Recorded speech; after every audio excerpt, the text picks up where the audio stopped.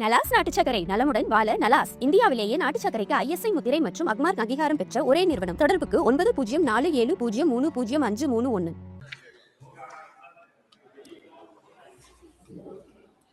நன்றி அவைத்தலைவர் அவர்களே. இந்திய தாய் திருநாட்டின் இரத்த நாளமாக நாடு முழுவதும் இணைப்புகளை ஏற்படுத்தி ஓடிக்கொண்டிருக்கக்கூடிய சாமானிய மக்களுடைய போக்குவரத்து நம்பிக்கையான ரயில்வே மானிய கோரிக்கையிலே 2026-27 மீதான விவாதத்திலே பங்கெடுப்பதற்கு வாய்ப்பளித்தமைக்கு நன்றி தெரிவித்துக் கொள்கின்றேன். இந்த ரயில்வே துறையிலே நாடு முழுவதும் சமமான வளர்ச்சி, சமமான முன்னேற்றம், சமமான ஒதுக்கீடு செய்யப்படுகிறதா என்ற கேள்வியை இங்கே முன்வைக்கின்றேன். என்னுடைய ராமநாதபுரம் பாராளுமன்றத்துக்கு உட்பட்ட ராமேஸ்வரம் ஆன்மீகம் மற்றும் சுற்றுலா பயணிகள் அதிகமாக வரக்கூடிய ஒரு ஊர். லட்சக்கணக்கான பக்தர்களும் சுற்றுலா பயணிகளும் ஆண்டுதோறும் அங்கே வருகை புரிகின்றார்கள். ராமேஸ்வரம் திருக்கோயில் இருக்கின்றது. அழகான தனுஷ்கோடி கடற்கரை, அனைத்து மத வழிபாட்டு தலங்கள் என சுற்றுலா பயணிகளும் பக்தர்களும் ஆண்டுதோறும் அதிகமாக அங்கே வருகை புரிகின்றார்கள். அந்த கோரிக்கையை தொடர்ந்து 6 ஆண்டுகளாக இங்கே ரயில்வே சம்பந்தமான கோரிக்கைகளை வைத்து வருகின்றேன். இப்போதும் வைக்கின்றேன். பல கோரிக்கைகள் இன்னும் தீர்க்கப்படாமலே இருக்கின்றது. வந்தே பாரத் ரயில் இயக்குவதற்கு அனுமதி அளித்திருக்கின்ற மாண்புமிகு ரயில்வே அமைச்சருக்கு இந்த நேரத்தில் நன்றிகளை தெரிவித்துக் கொள்கின்றேன். விரைவாக வந்தே பாரத் ரயில் சேவையை துவங்க வேண்டும் என்றும் இந்த நேரத்தில் கேட்டுக்கொள்கின்றேன். தென் மாவட்ட மக்கள் எல்லாம் பயன்பெறக்கூடிய வகையிலே மானாமதுரையிலிருந்து தூத்துக்குடிக்கு பார்த்திபனூர், அபிராமம், கமுதி, சாயல்குடி வழியாக புதிய ரயில்வே பாதை அமைத்து அங்கே ரயில்களை இயக்கினால் அந்த பகுதி முழுமையாக வளர்ச்சி அடையும், பொருளாதார ரீதியாகவும் அந்த பகுதி முன்னேறும்.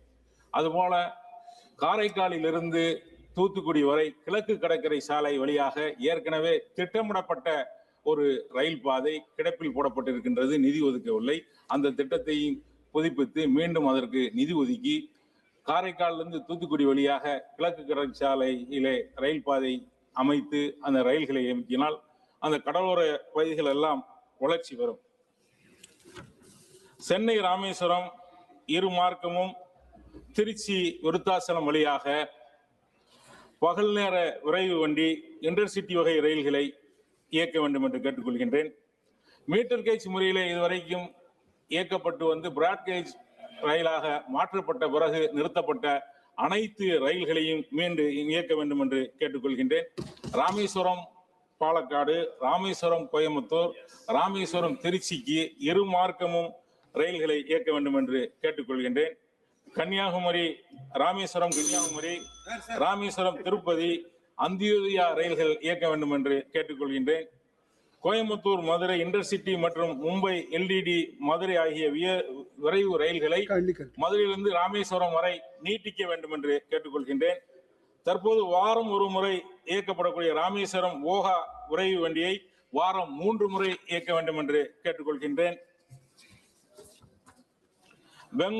பெங்களூர், ஹைதராபாத் போன்ற முக்கியமான நகரங்களை இணைக்கக்கூடிய வகையிலே கூடுதலான ரயில்களை இயக்க வேண்டும்.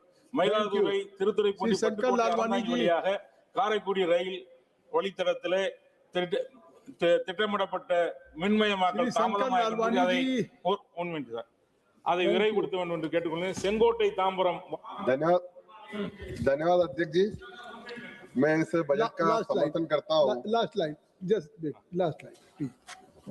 செங்கோட்டை தாம்பரம் வாரம் 3 நாள் இயக்கக்கூடிய தினசரி ரயில்களை தினசரி இயக்க வேண்டும் என்று கொடுக்கிறேன்.